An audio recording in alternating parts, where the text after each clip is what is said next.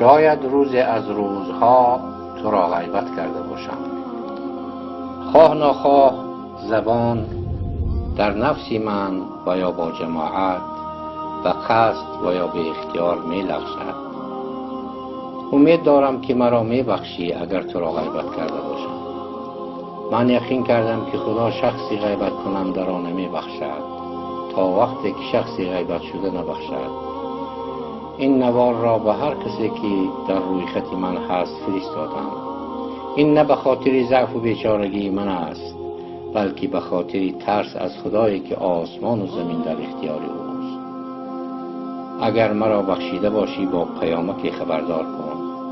این نوار یک دعوت برای یکدیگر را بخشیدن است. بیایید دلهایمان را از غیبت پاک سازیم. خواهش میکنم که مرا ببخشید، زیرا مرگ مفاجات زیاد شده است.